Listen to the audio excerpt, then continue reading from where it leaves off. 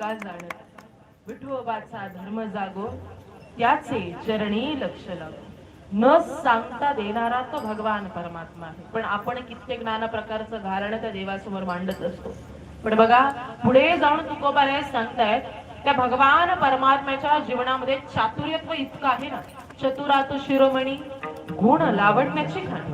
भगवान परमात्मा इतका चतुर कोणीच नाही, कोणीच नाही. चतुर का म्हटले ना, कोणाला म्हटले, संपूर्ण कुटुंब चालवायचं असेल तर कुटुंब प्रमुख कसा लागतो, चतुर लागतो. संपूर्ण गाव चालवायचं असेल तर सरपंच कसा लागतो, आणि संपूर्ण देश चालवायचा असेल तर पंतप्रधान. खऱ्या अर्थाने जो प्रमुख आहे तो चतुरच लागतो. मग संपूर्ण पृथ्वी तल आणि संपूर्ण विश्व चालवतोय त्याच्या चतुराईच्या गोष्टी काही कमी आहेत का. तो भगवान परमात्मा इतका चतुर आहे, इतका चतुर आहे. खेळ तो येण्याची खेळावा. खेळ कसा खेळावा ते फक्त भगवान परमात्म्याला माहिती. बघा एक प्रसंग असाच आहे. तो देव इतका चतुर आहे, त्याचं वर्णन गोड केलेलं आहे. ज्या वेळेस पार्वती माता आणि भोलेनाथ यांचा संवाद सुरू होता. पार्वती माता भोलेनाथांना बोलू लागले की स्वामी तुम्ही वारंवार काय करता. भोलेनाथांचा स्वभाव कसा होता, भजन करी महादेव राम पूजी सदाशिव. महादेव भगवान प्रभू रामचंद्रांचं भजन करायचे, प्रभू रामचंद्रांचं भजन करायचे, प्रभू रामचंद्रांना आपलंच करायचं. पण पार्वती माता बोलू लागले तुम्ही वारंवार का भजन करताय, वारंवार दुसरी कामधाम काही आहेत का नाही. जसं आजकालच्या भजनकर मंडळांना त्यांच्या पार्वती माता बोलतात ना, दिवस रात्र जाता भजनाला राहता, घरी उशिरा उशिरा येता, तिकडच रान तिकडच खा. आहेत की नाही, अनुभव आहेत ना आपल्या जीवनामध्ये. आजकालचे जिजाबाई जरा जास्तच कडक आहे, दार तर उघडतच नाही रात्रीचा उशीर झाला झोपून राहतात.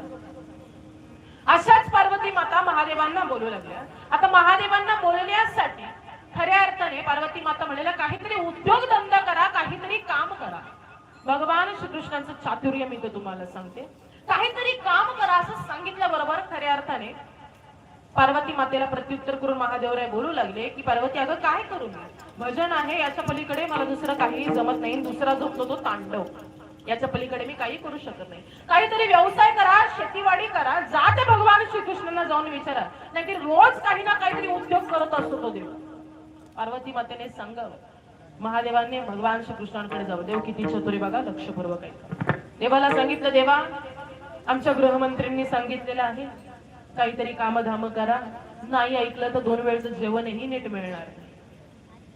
देवा मला सांगा शेती काहीतरी करायची, कैलासामध्ये शेतीसाठी काही जागा नाहीये. आता करावी शेती तुमच्याकडेच करावी. द्वापार युगामध्ये तो शेती करतो, मला सांगा फक्त शेती कशी करायची. मग भगवान शंकर बोलू लागले कुठे करायची शेती तुम्हाला, तेव्हा ते सगळंच तुम्ही देणार आहात मला. भगवान श्रीकृष्णाचे चातुर्य बघा. भगवान श्रीकृष्ण बोलू लागले जमीन मी देणार, नांगर मी देणार, बैल मी देणार आणि खतही मीच देणार, मग मला काय फायदा. आता सगळं मी देणार म्हणलं मला फायदा काय. तर महादेवराय म्हणू लागले की देवा पीक ज्या वेळेस जमिनीमध्ये लावल ना तेच अर्ध तुम्हाला आणि अर्ध मला, असं करून आपण घेऊ. हा फायदा तुमचा आणि माझा देखील झाला. मग देव बोलू लागले काय लावायचं आहे तुम्हाला. महादेव भगवान श्रीकृष्णांना म्हणतात की देवा याचंही मला काही नॉलेज नाही, आता तुम्हीच सांगा काय लावू. तेच भगवान श्रीकृष्णांचं चातुर्य पहा. तुम्हाला लावायचं आहे ना तुम्ही भुईमुग लावा.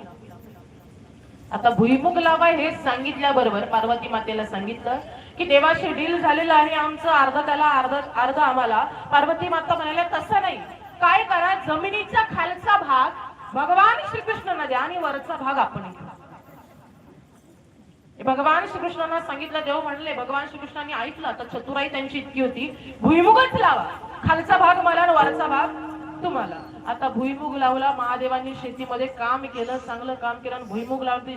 शेंगा कोणाला गेल्या सगळ्या भगवान श्रीकृष्णांना, आणि वरचा सगळा जो पाला पाचोळा काड्या काय होत्या ते महादेव घेऊन गेले. पार्वती माता म्हणाल्या तुम्ही इतके भोळे आहात ना महादेव, इतके भोळे आहात.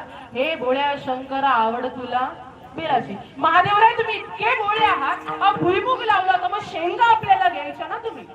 आता हे नको. आता देवाला सांगा की देवा खालचा भाग तुम्ही घेतला, आता खालचा भाग आम्हाला जर वरचा तुम्ही घ्या. पुन्हा महादेव महाराज आपल्या श्रीकृष्णांकडे गेले आणि श्रीकृष्णांना बोलू लागले की देवा आता खालचा भाग आम्ही घेणार, वरचा भाग तुम्ही घ्या. भगवान श्रीकृष्ण